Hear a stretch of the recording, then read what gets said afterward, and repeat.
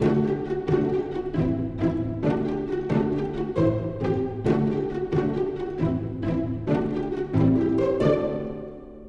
think there'll be a hybrid where some people do want to go back to the office, will be most effective in the office, but some people will continue to work remotely. There are obviously some big companies that already have announced if you want to stay remote, you can stay remote. And so the trick then is how do you make sure you don't, in some ways, fracture your culture and have a different, different kinds of dynamics kick in with your teams. So I think there's going to be a role for the virtual, including things like this, but there's also going to be a role for the physical. There is something about bumping into people and exchanging ideas and learning things you might not otherwise have, kind of serendipitously learned, and that some of the brainstorming process, I think, is often done more effectively in a more physical setting.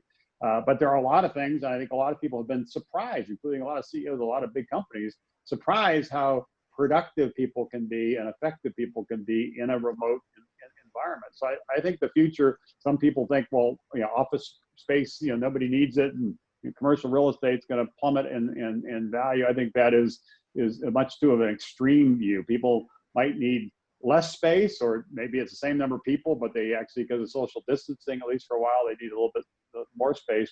But it's not so much about how much square footage they need in the office. I think the real trick is going to be, which creates opportunity for entrepreneurs.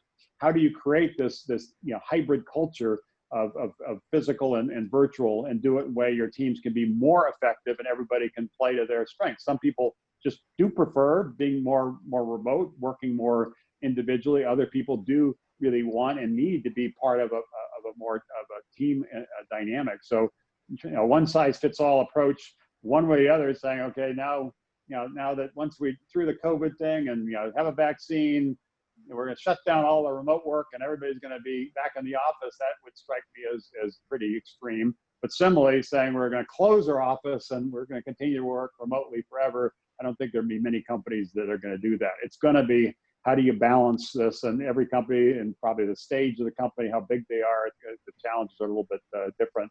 But I think it does create an opportunity to reimagine the future of work, how your companies can be as effective as possible, and not just have a cookie cutter, this is the way it's been done, so we're going to keep doing it that way.